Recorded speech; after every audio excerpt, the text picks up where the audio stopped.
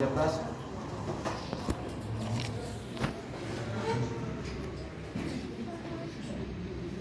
Estuvimos en líquido, ¿no? Hemos hablado de líquido, hemos hablado de osmolaridad, ¿ya?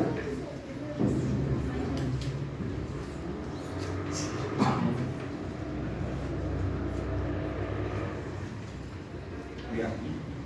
Entonces, ¿quién se acuerda de la anterior clase del tema? ¿Han estudiado? Y acá está. Yo tampoco. Ya, ¿qué más? La presión en mercurio. Hemos hablado de osmolaridad, ¿no? ¿Qué es lo mismo? La osmolaridad es en kilopeso, ¿ya? Es en kilogramo. La osmolaridad es en litros. La literatura norteamericana ya habla de osmolaridad, frecuentemente, ¿ya? ¿Y cómo se regula? ¿Se han preguntado?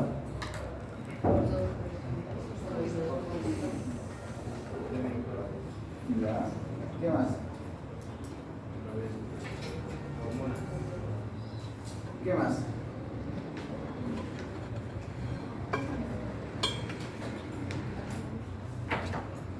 Ya, entonces hemos hablado de osmolaridad, ¿no? La osmolaridad y el líquido.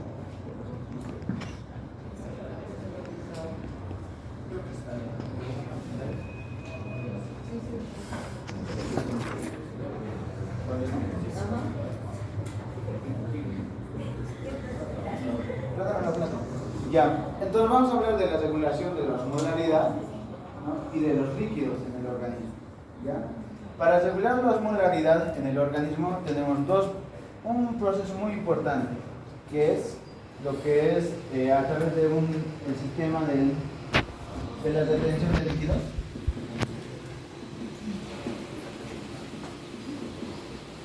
Esto es simplemente del agua. ¿Ya? A través de esto vamos a regular la osmolaridad. Ya ustedes ya saben que la osmolaridad ya les he explicado la anterior semana que es la osmolaridad. Entonces nosotros la osmolaridad, para que se encuentre dentro de balances normales, vamos a regular a través de la retención de agua. ¿Por qué?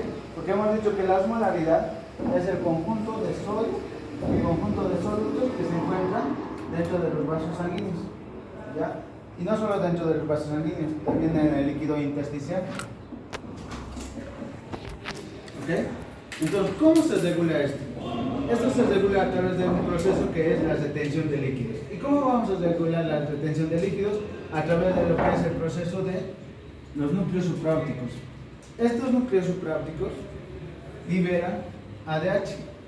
¿Y qué es la ADH? La hormona antidiurética. ¿Ya? Entonces, ¿por qué se libera esta hormona antidiurética? ¿Se me ha hecho la pregunta?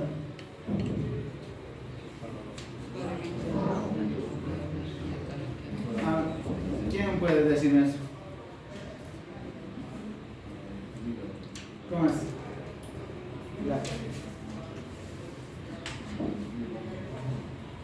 Nosotros, cuando perdemos líquido, lo que vamos a tener es un aumento de la concentración, aumento de la osmolaridad, y va a estar hiperosmolar, ¿ya? Por cualquier proceso, diarrea, vómitos, ¿ya? Por pérdida de sangre, inclusive, ¿no? Cuando ustedes se hacen una cortadura o pasa algo, vamos a perder líquidos. Y al perder este líquido, vamos a aumentar la hiperosmolaridad, ¿ya? Y esta hiperosmolaridad va a llegar a través de los vasos sanguíneos, ¿a qué parte? Al hipotálamo, ¿ya? Y en el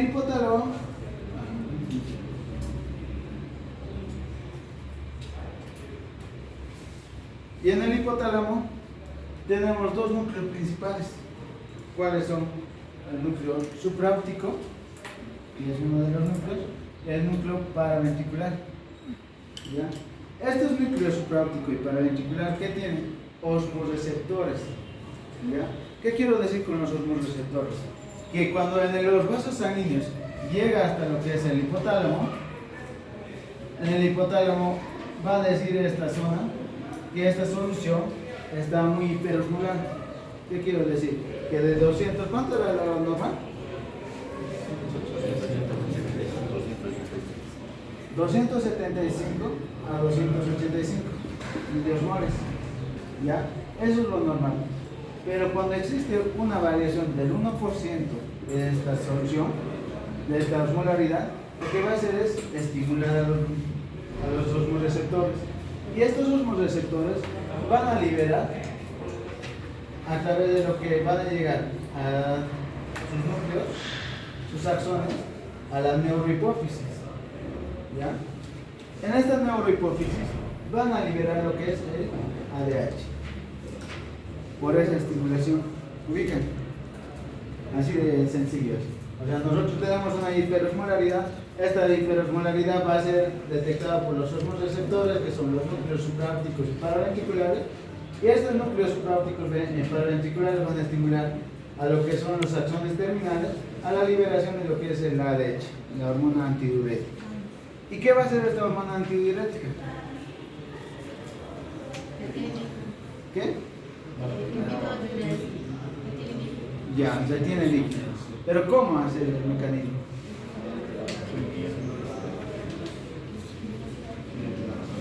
Si llegan tarde, entran en el problema, no me molesto de eso, pero cuando hace bulla no lo escucho mucho, ¿no? Entonces, esta ADH va a salir de la neurohipófisis, que es la hipófisis posterior, sale y llega hasta lo que es el riñón. Y en el riñón tenemos receptores B1 y B2, específicamente a los receptores B2. ¿Ya? Estimula estos receptores B2 y estos receptores B2 que se encuentran en los riñones van a hacer que se produzca lo que es un aumento de la permeabilidad. Van a actuar en las acuaporinas, ¿ya? En estas acuaporinas tipo 2. Y estas acuaporinas tipo 2, ¿qué van a hacer?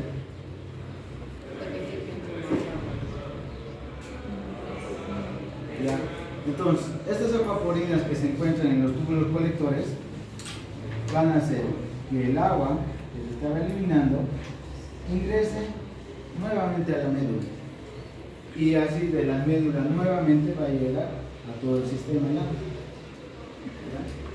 Eso es lo que hace, y de esa forma es lo que actúa para poder regular el sistema. ¿Ya? Ahora, ¿esto por qué? Porque nosotros estamos regulando la osmolaridad. ¿Ya? Cuando hay una variación de la osmolaridad, ¿qué hacemos? Retenemos agua. ¿Y para qué retenemos agua? Para que se diluya un poco. Entonces la orina va a ser más. ¿Cómo sería la orina? ¿Más diluida? ¿Más concentrada? La orina va a ser más concentrada. ¿Y qué vamos a decir con concentración? Va a ser más eliminación de solutos, ¿ya? O electrolitos, lo que ustedes quieran llamar. Eso es una de las formas como regula el sistema. Ahora, existen algunas variaciones en esta regulación de lo que es el sistema. Por ejemplo, un paciente que se tequea, ¿qué va a pasar? Este sistema, cuando el paciente se tequea, no va a funcionar, ¿ya? Y eso se llama síndrome de Chicago. ¿Qué es el síndrome de Chicago?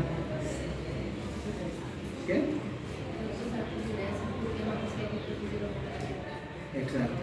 Por más que esté hiperosmolar la sangre, en el síndrome de Chicago, porque hay un trastorno de esta zona, que no lo voy a explicar ahora, que es un tema muy largo, lo que va a hacer es que no va a producir lo que es la hormona antidiurética. ¿Ya? Y al no producir la hormona antidiurética va a eliminar lo que son los líquidos. ¿Ya? Eso es lo que es el síndrome de Chicago en principio. Ahora, ¿cuál es el otro modo de regular lo que son los líquidos?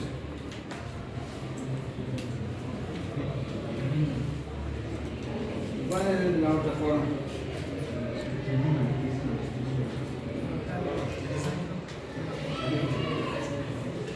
¿Cuál es la otra forma?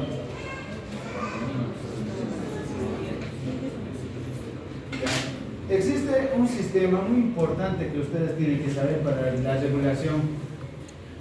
Uno es el sistema que les he dicho, y el otro es el sistema renina-angiotensina-aldosterona. ¿Y cómo funciona este sistema de la renina-angiotensina-aldosterona? ¿Alguien sabe?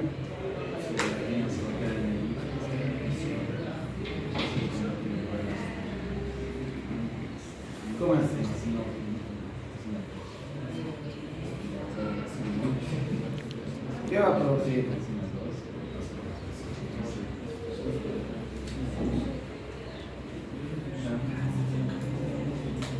¿Alguien ha leído? Tienen que leerlo.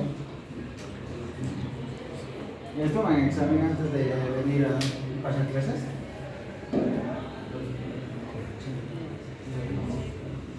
¿Sí? Cuando estudiaba antes de entrar a la clase me quedaba el examen para saber si estudiaba. Es bueno estudiar antes porque te das ya la idea de cómo es el proceso, ¿no? Ya, entonces la regulación del volumen. Otro de los métodos para regular lo que son los líquidos, vamos a regular el volumen. Y para regular el volumen, como hemos dicho, el principal volumen que nosotros queremos regular es el líquido intravascular. ¿Por qué el líquido intravascular? Porque la regulación del volumen del líquido intravascular va a ser que, de acuerdo a la tensión de la tensión arterial, esto va a producir una perfusión adecuada o no va a producir una perfusión adecuada. ¿Ya? ¿Qué quiero decir con esto? Hemos hablado de hipertensión. ¿Qué es la tensión arterial? La tensión. Es la presión que ejerce, ¿no? Es la presión que ejerce el bombeo de la sangre, la fuerza de eyección sobre las paredes de los vasos sanguíneos. ¿Ya? Ahora, lo que va a producir esto es que nosotros tenemos que mantener esta presión dentro de parámetros normales, ¿no? El organismo tiene que estar dentro de parámetros normales, entre 120 a 80. a 80. ¿Y una presión media de cuánto? Una presión arterial media de 70 aproximadamente. ¿Ya? Entonces, esto nos sirve porque esta presión arterial media hace que este proceso de difusión sea de manera adecuada. Porque si va a estar muy bajo, no vamos a tener un proceso de difusión, ¿ya? O un proceso de llenado capilar, lo que ustedes quieran, ¿ya? Ahora, si va a estar muy alto, tampoco. Entonces, ¿cómo vamos a regular esta presión arterial? A través de este sistema de la renin-angiotensina aldosterona. ¿Cómo se regula? Tenemos que saber que la nefrona, ¿no? El riñón está formado por una nefrona. Y esta nefrona tiene una arteria aferente, una arteria eferente y un complejo yuxtapromedular. ¿Ya? Ustedes ya saben muy bien eso. Entonces, cuando baja la presión arterial, cuando ustedes se desangran, cuando pasa algo con la sangre y estos vasos sanguíneos baja la presión, lo que hace este sistema de renin-angiotensina aldosterona que se encuentra específicamente en el riñón, hace estos vasoreceptores, ¿no? ¿Qué quiero decir? Que en esta zona, ustedes van a ver